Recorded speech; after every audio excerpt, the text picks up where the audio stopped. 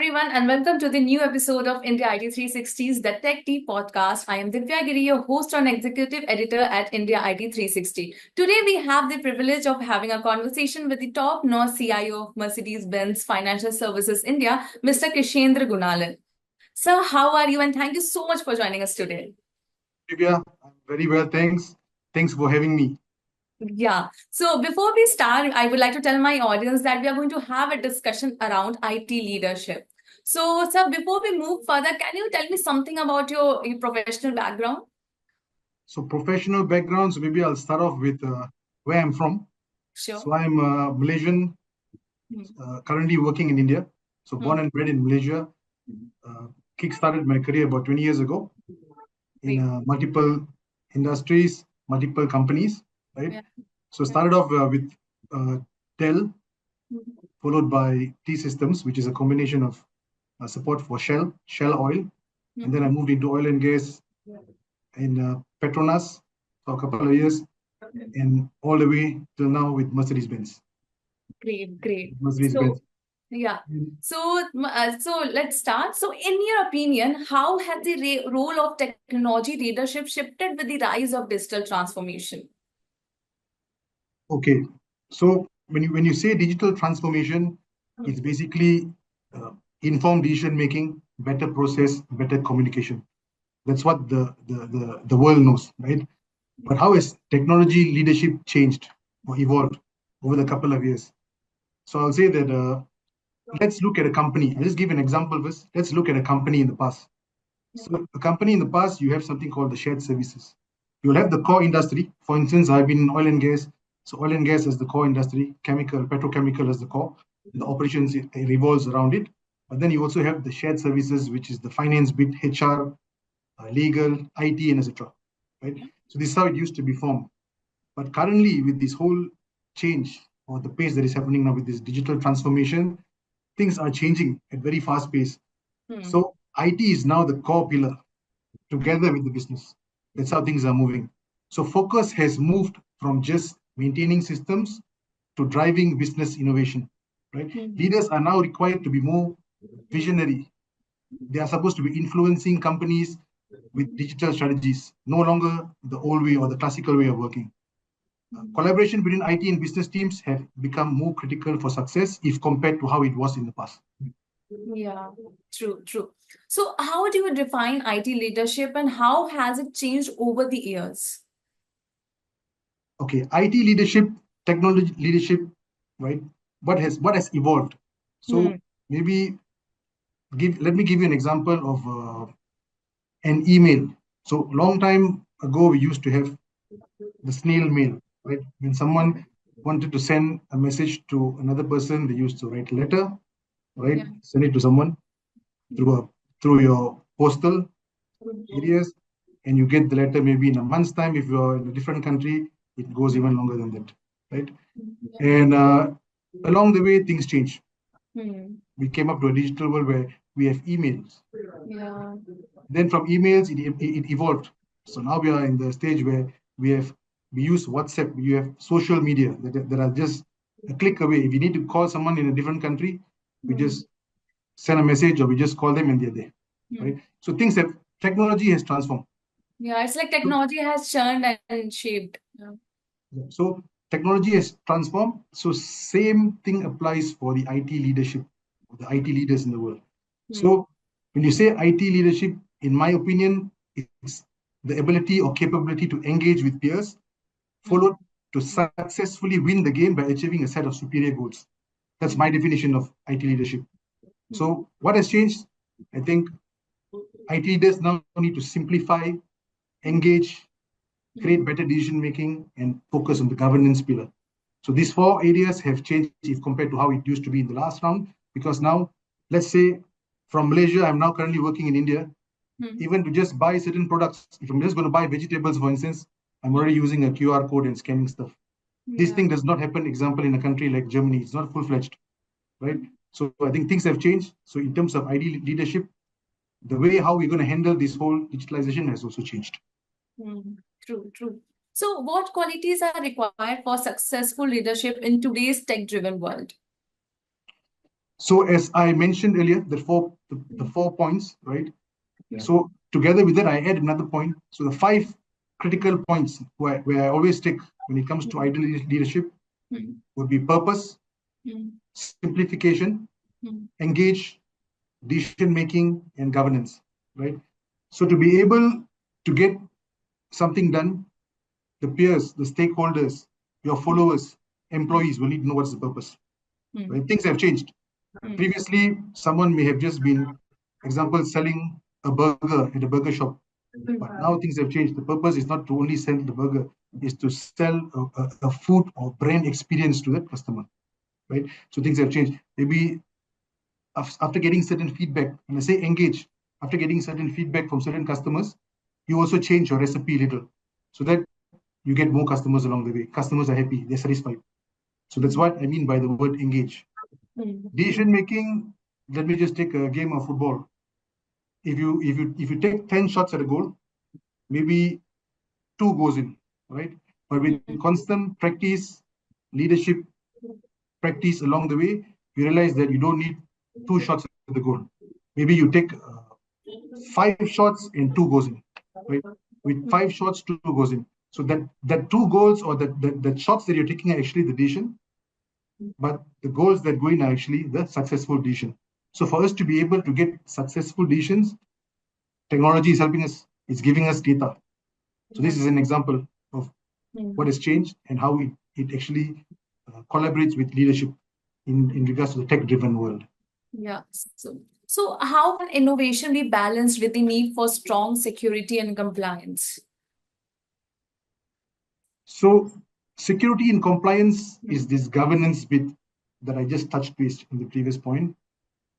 So with the current change that is happening in the world, it's very fast paced, right? Happening constantly. Like what I just told you earlier, snail mail versus your text messages or your social media messages that are going on now is huge difference, right? So let me explain this to you in a layman term. So long time back, for instance, people used to go in the bullock cart, and then came the vehicle, the car. So now we have the electric vehicle, right? Things are evolving. So generation-wise, at that point of time, you also had, for instance, your parents and son, daughter being in the same mindset because continue working, they're going to be in the specific block car and so forth. But with the current change that has taken place now, for your parents, for instance, and your kids may have different mindset. They call it generation X, Y, baby boomers, and you also have the millennials now. Right? People have different terms for it. But this generation gap or this mindset change has taken place because of the change that's happening in the world in terms of technology. With this fast-paced change, people are just going for anything that is there. For instance, if I need an application, okay, I just want to roll it out. What is being missed, for instance, would be that point that you highlighted, the security bit. So the security bit or the governance bit, I call it, is something that we need to educate. We need to have as IT leaders, we need to have so that we actually get this bit also in place together with the product. Else, what happens? We lose the opportunity. We get into a shape where we test something and it gives us a worse repercussion if compared to where we are now. Yeah. So, what challenges come with managing remote or hybrid team, and how can they be effectively addressed? Okay, hybrid teams are teams that are co-located, seated in different spaces. With the current emerging technology and culture in the world, things are now, so companies are trying not to set up things in-house. There are certain plug and play resources or even software that you just go, you pay for it, you subscribe to it, and then you use it to standardize the whole business.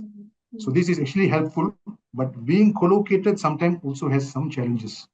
So for instance, uh, being remote hybrid team, you also have communication gap. You reduce team cohesion. Sometimes it's difficult to track productivity, timing difference. For instance, I'm sitting down in India, guys in Malaysia are supporting me, for instance. Then it also creates time difference. So last but not least, they're also not directly facing a customer, right? You have a customer front end, facing a system or facing a front-end customer, a front-end person from the company, but everything else happens at the back end. So they are not maybe customer-facing.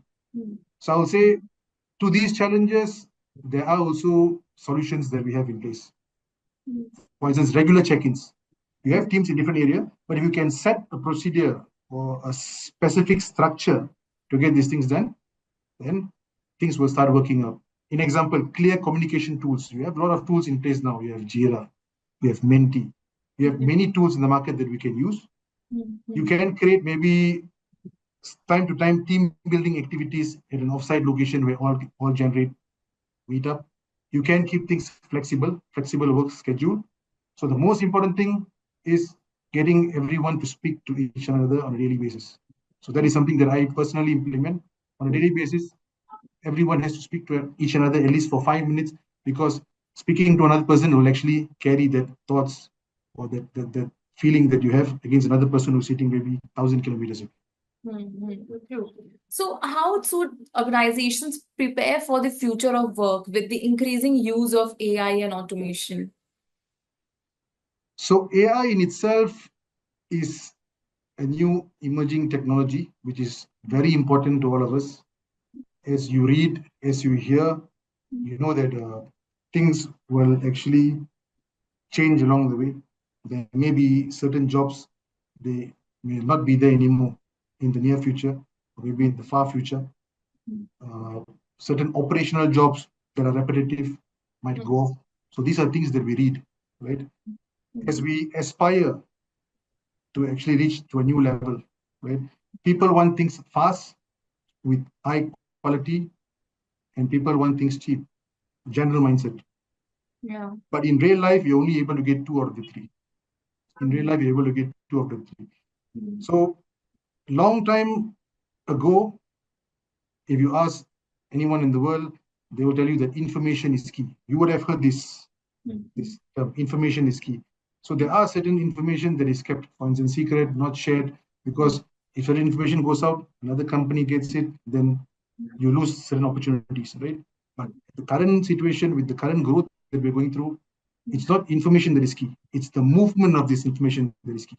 So how fast we're able to move from a hierarchy, let's say an organization with hierarchy, against a flexible or dynamic organization to move this data or to move this information quickly, is what triggers whether you win or not, right? So I'll say AI comes into play, where AI is this area where it can help the business or the operations or the company simplify certain processes and automate certain things for future.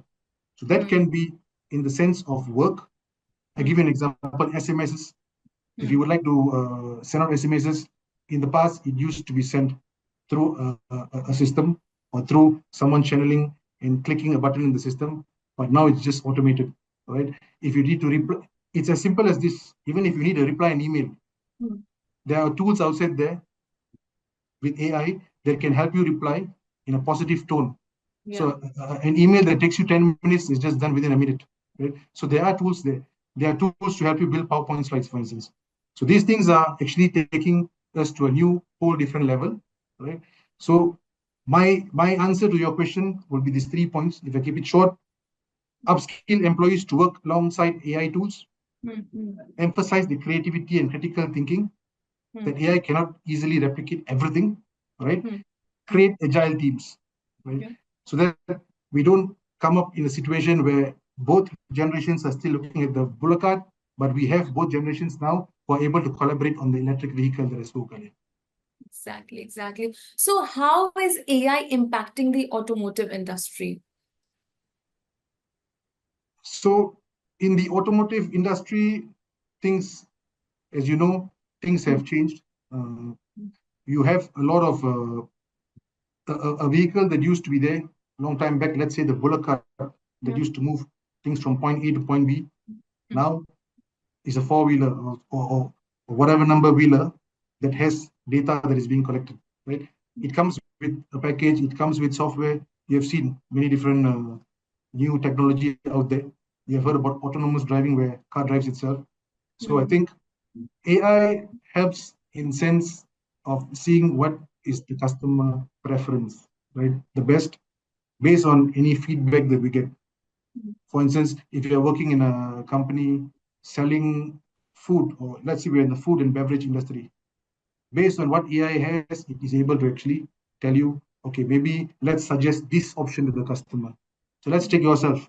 For instance, if you walk in, let's say if you call up a customer service of any product that you buy, I'm pretty sure that you will be happier if someone over there is able to come and tell you, hello, madam, we know that you had this problem last time. We have solved it for you in this way, and hope that you are happy with the service and support that we have provided. Moving forward, we're going to give you these options. I'm pretty sure you'll be happy with an answer like that if compared to, hello, madam, how can I help you? Yeah, obviously, yeah. So, what best practices can help drive innovation while keeping cost under control? So when it comes to cost or budget, as we know, technology is evolving. Initially, when a new technology comes into place, you get it at a very high cost, right? As things evolve, then it becomes cheaper. But by then, there'll be another new technology in place. So things keep growing. As leaders in companies, that's the skill set that we have to actually determine on where to pull in the plug, which are the decisions that we make based on the data that we have to see if we pull in the plug now or maybe 1 year or 2 years down the road. So those are the skill set that leaders in IT organizations have. So I'll say best practices will be to foster a culture of experimentation with low risk, high reward projects. So prioritize your projects. So if I maybe put up a matrix where I put up 4 quadrants in a graph or a table, I put up 4 quadrants, and both my axes are one. So your x axis, let's say it's a effort, and your y comes up to impact. So high impactful being on top and high effort being on the most right. So then you can easily see things which are high impactful with the least effort. I think we should prioritize first. Go for it, quick wins, make a decision, move on. Those which are high impactful with high effort, we can decide whether to maybe outsource it or delegate it to some other project team within the company. Those which are in the bottom half, which are low impactful, we can always say that we think about it next year, or you can come back and say if you have some effort, since if there are items which are low impactful but low effort, we can still consider doing them. And the last quadrant, we just let it go. We don't even do it. Yeah. So, with technology evolving so quickly, how do you ensure your team stays updated and continuously adapt to these changes? So, technology is growing quickly, and it's growing quickly. And with the generation or the culture that I explained earlier, you also have different sets of culture, different sets of people sitting at the same level of rapid change or rapid technological change. So I would say that in these days, for us to be able to win, we should be actually able to use technology and show that it's being result driven instead of using the standard top down approach, right? That most of the companies use. So we should be coming into a pace where we have all these. We have heard a lot of AI tools, like what I told you earlier, PowerPoint. You have Chat GPT, the famous one that is out there, that has actually evolved to many other new tools. But are we actually using it? Are we using these digital tools to actually steer the organization?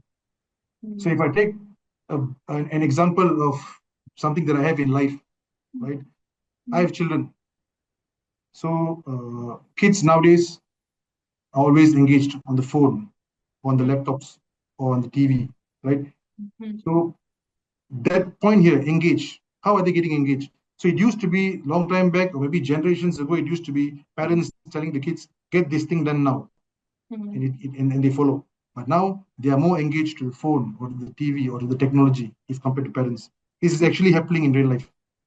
So why is that happening? Because of technology being able to engage in a quicker way. So as leaders or as an organization, with this change taking place, I think we should also engage with our peers. How do we engage? Firstly, maybe send them for certain training to understand what these tools are. Use the tools ourselves as leaders. Use these tools to actually give them a feel, to show them that by using certain tools, things have changed. By using certain processes, you're able to collaborate better. I know a real life example of one of the previous companies that I worked for, where the MD actually sent out a message to the whole company using a digital tool, asking for feedback. You'll be surprised.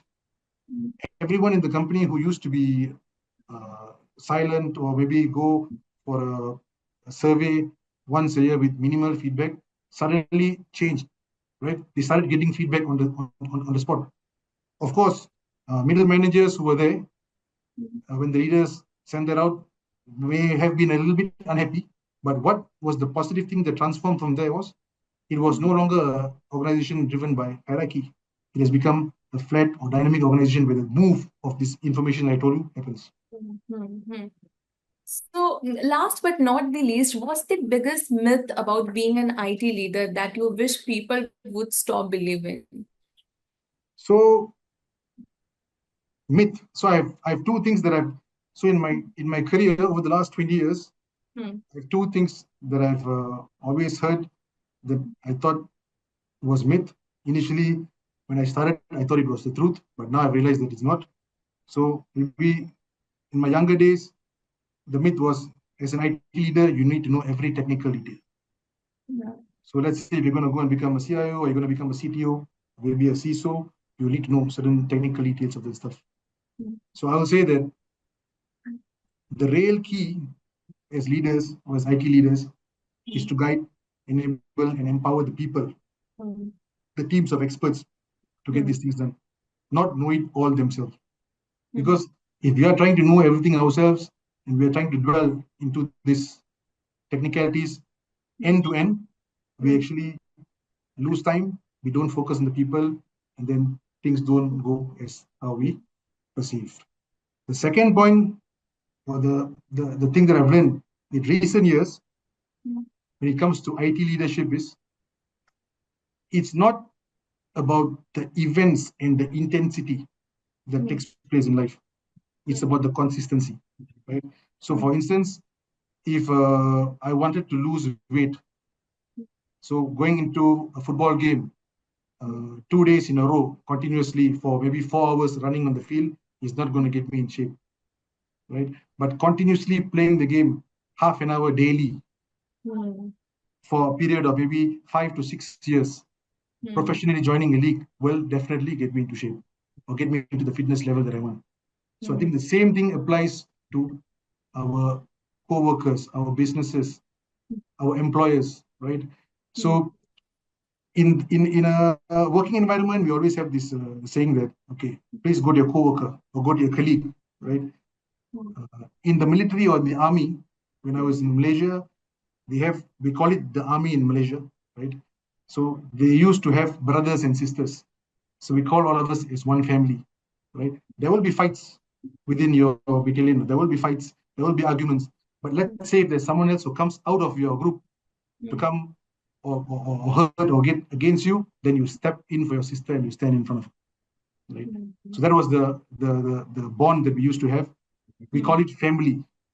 So I think in regards to digital leadership now, yes, we have digital world growing, right? The leadership point still stays the same. We need to ensure that the people are equipped. If there's something that happens along the way where job changes are going to take place, it's our responsibility to make sure that they are ready. It's our responsibility to make sure that, yes, even if someone is going to pay me more, no, this is my family, I stay here, I make this happen. So I can end that maybe with this quote that I've created myself. When we move forward together, magic happens. That's so true. So, thank you so much for joining us today. I hope you guys found our discussion insightful and inspiring. Stay tuned for more exciting conversations with industry leaders. And remember to follow us for the latest updates and insight. Don't forget to subscribe and stay tuned for more insightful discussions on our channel. See you in our next episode.